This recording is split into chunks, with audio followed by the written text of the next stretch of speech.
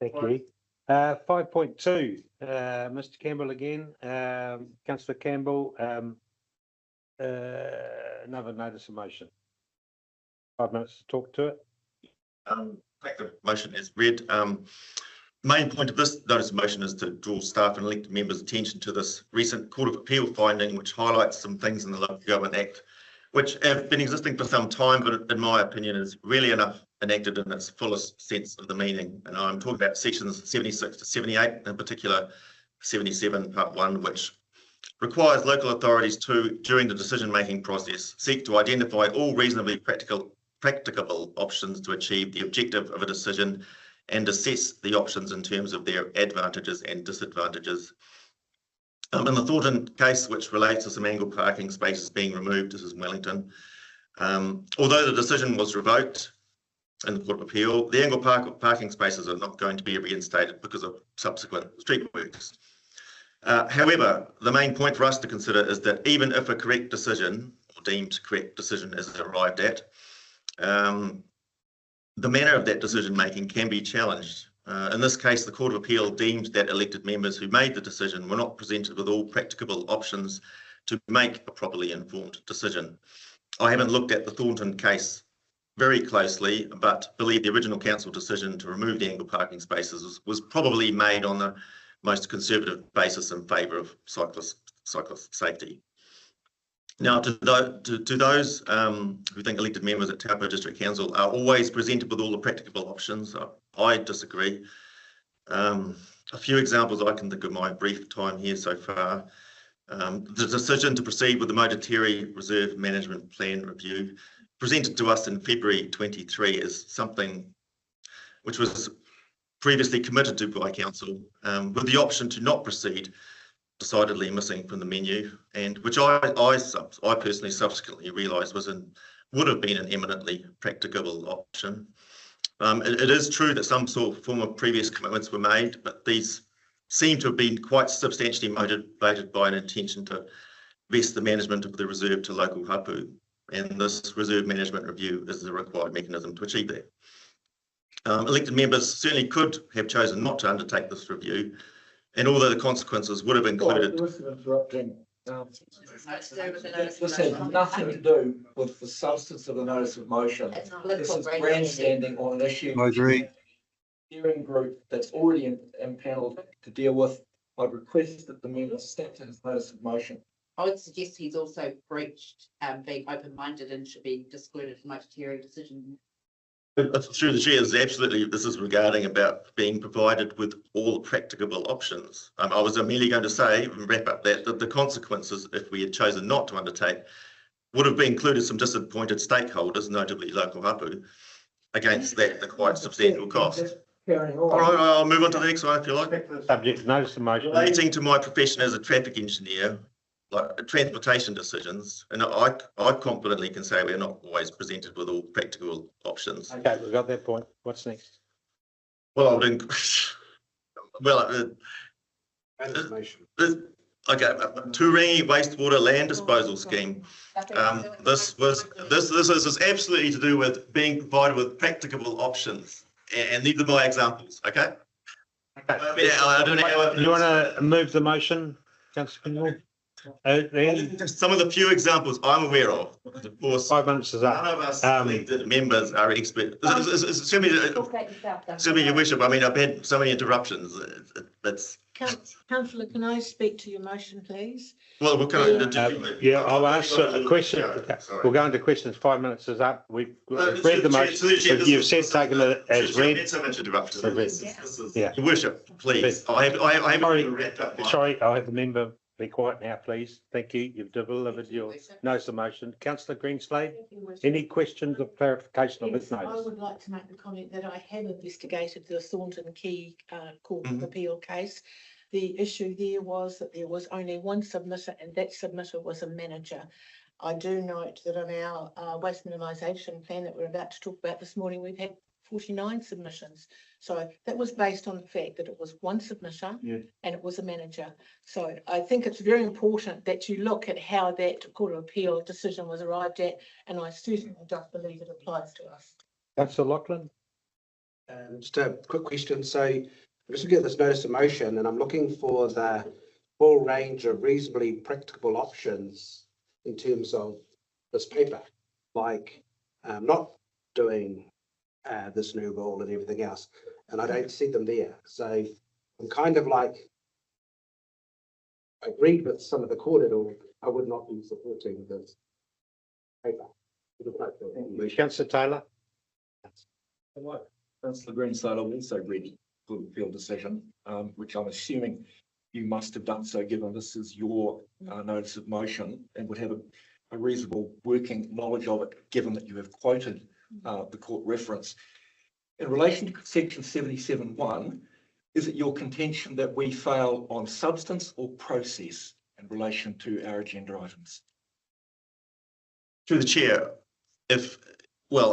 giving my examples, which was, I was giving examples of failure in the process, which is the entire point of this motion, is that the point of that case is the important takeaway of this should be that any decision made by this council is potentially subject to judicial review, and these decisions can be overturned if found to be made with insufficient information being provided, even if the decisions arrived at may be considered sound at a later point.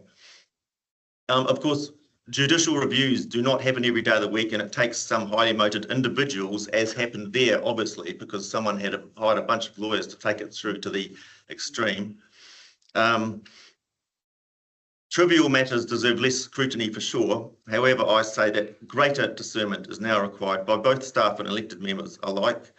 And to reiterate that in the Thornton Key case, it was not that the decision was necessarily found to be wrong, but that council staff had appropriated a more substantive role as decision makers than they should have.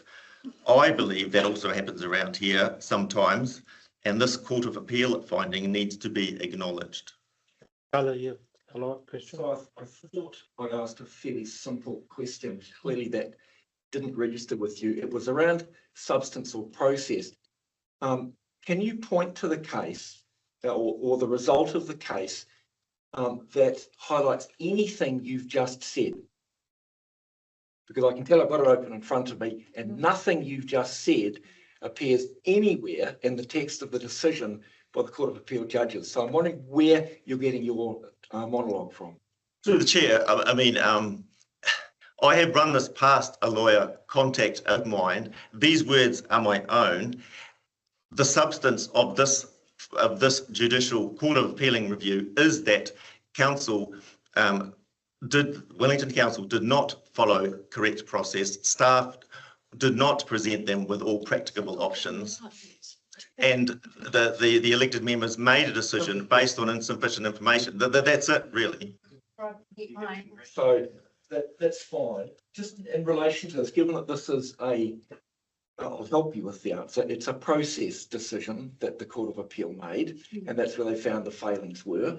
Mm-hmm. And given that process sits with the democracy team and our legal advisors, have you run this past any of the team sitting in front of us now prior to you tabling your notice of motion? No. Are you aware that the democracy team and our legal advisors are well attuned with this decision, have read it and apply it consistently anyway? I don't believe it has been applied consistently in this council. I'm asking, are you aware that they are well aware of this decision, regardless of your notice of motion? No, I was not aware. Thank you. Councillor Park. Yes, through the chair, I can only go on the notice of motion in front of us, which is to do with a Wellington transportation issue.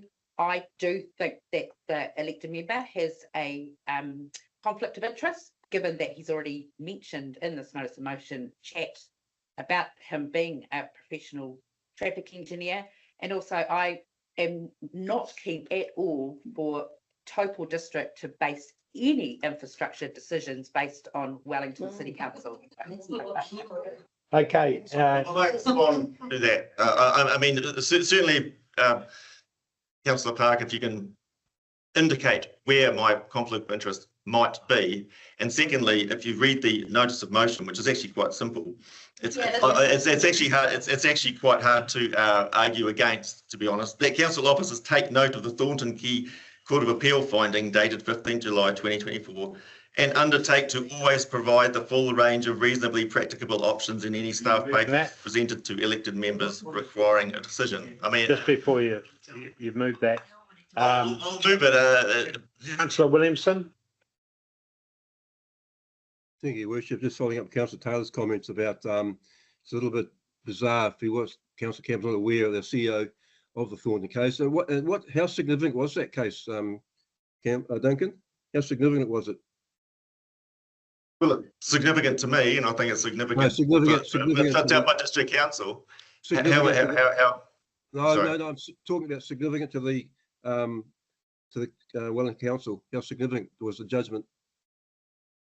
Oh, I can't speak for them. Medium, yeah, still significant, medium.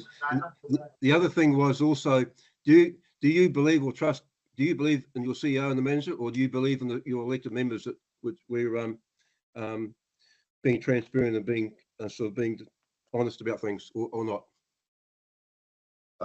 Sorry, honest. I don't sense any dishonesty, if that's what you're asking. Councillor Taylor. I don't want to prolong the agony, but just one more question. You've cited some examples where you believe and respectfully. Well, I tried to cite some examples. Yeah. And respectfully, I disagree with you in terms of those examples you've cited. You will be aware in the minutes of the meeting that we're holding right now, in the agenda are minutes of last month's meeting, which I wasn't here. You raised another notice of motion in relation to some traffic matters in town. Is that correct? Yep. How many options did you present in compliance with section 77(1) of the Local Government Act in relation to that notice of motion? Through the chair, that was not a staff paper. And the disadvantages and advantages of same in compliance with section 77(1) of the Local Government Act. Oh, I agree. That paper last month would have been entirely deficient. So on that basis, respectfully, your notice of motion is really a mirror held up to yourself in terms of the matters you bring before council. Yeah. Nonsense.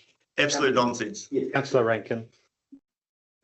And The notice of motion is actually null and void because it already happens. So why are you moving something that is common everyday practice at this council? I disagree. Absolutely. I have some examples. I have some which I we've had enough. I think we've had enough delivery of the conversation here. I think we've had enough. Councillors have plenty of questions for clarification. You've moved in motion.